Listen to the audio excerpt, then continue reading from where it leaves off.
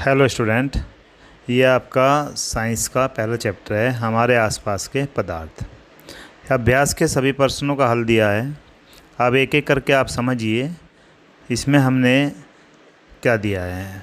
सबसे पहला क्वेश्चन है, निम्नलिखित तापमानों को सेल्सियस इकाई में बदलिए। जब भी आपका क्वेश्चन आता है सेल्सियस इकाई में, केल्विन से सेल्सियस में बदलने के लिए, केल्विन में डिग्री नहीं लगता, सेल्सियस में डिग्री लगाया जाता है। तो 273 माइनस कर दीजिए, आपका आंसर आ जाएगा 300 केल्विन में से 300 में से 273 जाएगा तो 27 डिग्री सेल्सियस बचेगा। यहाँ पर आया 573 केल्विन को सेल्सियस में बदलिए, 573 में से 273 जाएगा तो क्या जाएगा 300 डिग्री सेल्सियस। जब भी केल्विन से सेल्सियस में बदलवाना है तो 273 माइनस करेंगे और डिग्री सेल्सियस लगाएंगे, केल्विन में डिग्री नहीं लगाया जाता। आगे हम चलते हैं नेक्स्ट क्वेश्चन पर। आप नेक्स्ट देखिए। नेक्स्ट में आता है, निम्नलिखित तापमानों केल्विन में बदलिए। अब डिग्री सेल्सियस से केल्विन में बदलना है तो हमें 273 प्लस कर देंगे। अब 273 जब प्लस करेंगे तो यहाँ पर आ जाएगा 25 प्लस 273 यानी कि 298 केल्विन। अब डिग्री नहीं लगेगा, केल्विन में डिग्री नहीं लगेगा, सेल्सियस में डिग्री लगता है। आगे नेक्स्ट क्वेश्चन देखते हैं। बच्चों देखिए, बहुत आसान क्वेश्चन है और एक नंबर में आ जाते हैं। ये भी केल्विन में बदलना है, 373 डिग्री केल्विन को हमें बदलना है तो 273 प्लस कर देंगे। 373 प्लस 273 यानी कि 640 केल्विन। हमारा आंसर आ जाता है 640 केल्विन। जो भी क्वेश्चन आए, अगर डिग्री सेल्सियस से केल्विन में बदलना है तो 273 प्लस कर दीजिए, और यदि केल्विन से डिग्री सेल्सियस में जाना है तो 273 माइनस कर दीजिए, आपके आंसर आ जाएंगे। और एग्ज़ाम में भी ये क्वेश्चन आते हैं ज़रूर। आगे नेक्स्ट क्वेश्चन देखते हैं, क्वेश्चन नंबर 3। क्वेश्चन नंबर 3 में दिया है, निम्नलिखित अवलोकनों हेतु कारण लिखें। नेप्थलीन, एक नेप्थलीन होता है, सफ़ेद सी बॉल सी होती है जो कपड़ों में भी रखी जाती है। रखा रहने देने पर समय के साथ साथ कुछ भी ठोस पदार्थ छोड़े बिना अदृश्य हो जाता है, यानी ख़त्म हो जाता है। अब हमें बताना है ये ख़त्म क्यों हो जाता है। नेप्थलीन की बॉल को हम रख दें तो ख़त्म हो जाता है। इसका आंसर में देखिए, नेप्थलीन एक वाष्पशील ठोस पदार्थ है जो वाष्प बन जाता है। यह द्रव अवस्था में आए बिना सीधे ठोस अवस्था से वाष्प में बदल जाता है, और ठोस से सीधा वाष्प में बदलने की प्रक्रिया को ऊर्ध्वपातन कहते हैं। इसीलिए नेप्थलीन को रखा रहने देने पर यह समय के साथ कुछ भी ठोस पदार्थ छोड़े बिना अदृश्य हो जाती है, यानी कि ख़त्म हो जाती है। तो कौन सी प्रक्रिया पर आधारित है ये? ऊर्ध्वपातन की, ठोस से सीधा गैस में बदल जाने की प्रक्रिया। और यह धीरे धीरे अपने आप ही क्या हो जाता है, अदृश्य हो जाता है। आगे नेक्स्ट क्वेश्चन इसमें है, हमें इत्र की गंध बहुत दूर बैठे हुए भी पहुंच जाती है। इत्र भी देखा होगा आपने, इत्र की गंध भी दूर तक पहुंच, हम दूर बैठे हैं जब भी पता लग जाता है कि ये इत्र है, यहाँ पे किसी ने इत्र लगाया हुआ है। अब ये क्यों फैल जाती है, इसका कारण, अवलोकन के कारण देने हैं हमें। अब हम इसका कारण देखें क्या होता है, देखते हैं। आंसर है इसका कि इत्र एक वाष्पशील द्रव होता है। इत्र भी वाष्पशील होता है, यह भी वाष्प में बदलकर वायु के कणों के साथ मिल जाता है। जब यह वायु के कणों के साथ मिल जाता है तो सभी दिशाओं में विस्तृत हो जाता है। विस्तृत मतलब होता है सभी दिशाओं में फैल जाता है। इसीलिए इत्र का हमें दूर बैठे बैठे भी पता चल जाता है कि किसी ने इत्र लगाया हुआ है। ठीक है, आगे आता है नेक्स्ट क्वेश्चन। आप, बहुत आसान क्वेश्चन है। आप बच्चों देखिए नेक्स्ट क्वेश्चन क्या कहते हैं। निम्नलिखित पदार्थों को उनके कणों के बीच बढ़ते हुए आकर्षण के अनुसार व्यवस्थित करें। अब बहुत आसान, जल, चीनी और ऑक्सीजन। देखिए, सबसे कम आकर्षण होता है गैस में, उससे ज़्यादा होता है द्रव में, फिर उससे ज़्यादा होता है ठोस में। हम यहाँ पर देखें भाई, इनमें से ऑक्सीजन कौन सा है। भाई गैस में आकर्षण बल सबसे कम, द्रव में उससे ज़्यादा, ठोस में उससे ज़्यादा। यहाँ पर ऑक्सीजन गैस है, ऑक्सीजन से ज़्यादा किस में होगा, जल में होगा, और फिर चीनी। तो इसका आंसर बनेगा ऑक्सीजन बड़ा है, फिर उससे ज़्यादा है चीनी जल में, और फिर चीनी सबसे बाद में आएगा। तो इसमें आंसर में आप लिख लेना ऑक्सीजन, ऐसे ही जैसे गैस के आगे एरो ये लगाया हुआ है ग्रेटर लेस देन का साइन, ऐसे लगा देना। आगे नेक्स्ट क्वेश्चन नंबर 5 देखते हैं। निम्नलिखित तापमानों पर जल की भौतिक अवस्था क्या है। भाई 0 डिग्री सेल्सियस पर बर्फ़ भी हो सकता है, पानी भी हो सकता है, और 100 डिग्री सेल्सियस पर भाप भी हो सकता है और पानी भी हो सकता है। तो हमें 0 डिग्री सेल्सियस और 100 डिग्री सेल्सियस के बीच में है 25 डिग्री सेल्सियस। तो 25 डिग्री सेल्सियस पर तो पक्का चाहे 50 डिग्री सेल्सियस का द्रव अवस्था ही होती है। तो जल की 25 डिग्री सेल्सियस पर कैसा होगा, द्रव अवस्था।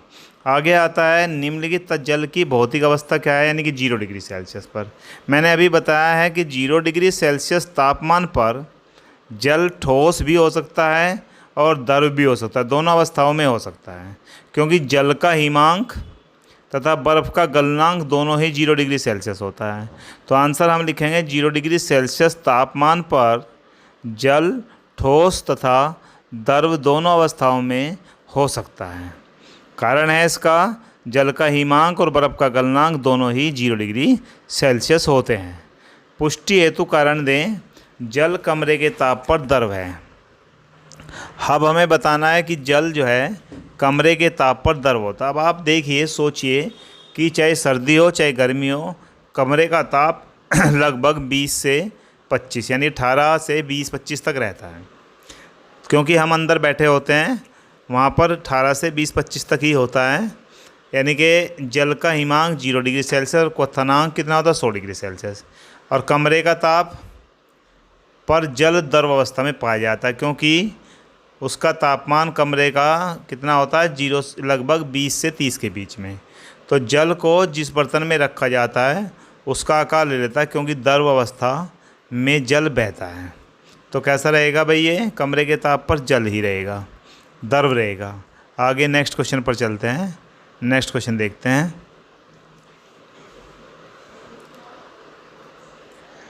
ये क्वेश्चन बिल्कुल सिंपल हैं, टेम्परेचर पर आधारित हैं। आगे नेक्स्ट क्वेश्चन आता है। पुष्टि हेतु कारण दे। लोहे की अलमारी कमरे के ताप पर ठोस है। हमें बताना है कि लोहे की जो अलमारी होती है वो कमरे के ताप पर ठोस है। भाई कमरे के ताप पर ठोस इसलिए रहती है, उसकी हम पुष्टि करते हैं। लोहे का गलनांक बहुत अधिक होता है। कमरे का ताप पर लोहा दृढ़ होता है, यानी कि लोहा जो है अगर कमरे में रखा रहे तो दृढ़ होता है, जो बहता नहीं। इसका आकार और आयतन दोनों निश्चित होते हैं, तो ये ठोस ही होता आता है। लोहे की अलमारी कमरे के ताप पर कैसी रहती है, ठोस। तुमने देखा कभी कमरे के ताप पर कमरे में रखी हुई अलमारी पिघल जाए, ऐसा कभी नहीं होता। आगे हम नेक्स्ट क्वेश्चन देखते हैं। नेक्स्ट क्वेश्चन में क्या आता है भाई, बहुत सीधा सा आंसर था।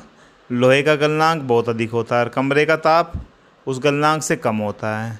तो लोहा जो है कमरे के ताप पर दृढ़ होता है, जो बहता नहीं। आकार आयतन निश्चित रहता है, बदलता नहीं। तो लोहे की अलमारी भी कमरे के ताप पर ठोस रहती है। आगे 273 केल्विन पर बर्फ़ को ठंडा करने पर तथा जल को इसी तापमान पर ठंडा करने पर शीतलता का प्रभाव अधिक क्यों होता है। यानी कि बर्फ़ भी उसी ताप की है। इस क्वेश्चन को मतलब समझो, बर्फ़ भी उसी ताप की है और जल भी 273 केल्विन। ये आपको दे दिया सकता है 0 डिग्री सेल्सियस, परंतु बर्फ़ को छूने से हमें ठंडक शीतलता ज़्यादा महसूस होती है। इसका कारण क्या है, अब इसका कारण हम देखते हैं। देखिए 273 केल्विन या 0 डिग्री सेल्सियस तापमान पर बर्फ़ और जल को ठंडा करने पर बर्फ़ की शीतलता का प्रभाव अधिक होता है। कारण क्या है, क्योंकि जब बर्फ़ पिघलती है तो यह वातावरण से गुप्त ऊष्मा लेती है। भाई बर्फ़ भी 0 डिग्री सेल्सियस की है, परंतु पिघलकर पानी बनेगी, और जब पानी बनेगी तो वातावरण से क्या लेगी, ये गुप्त ऊष्मा, और गुप्त ऊष्मा के बराबर ऊष्मा को अवशोषित करती है।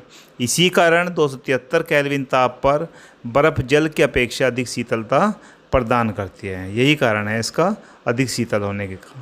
आगे क्वेश्चन आता है, बिल्कुल ऐसे ही दोनों क्वेश्चन इंपॉर्टेंट है। उबलते हुए जल अथवा भाप में से जलने की तीव्रता किस में अधिक महसूस होती है। हमें बताना है कि उबलता हुआ जल है, यानी कि जल का ताप भी 100 डिग्री सेल्सियस है और भाप का भी 100 डिग्री सेल्सियस है।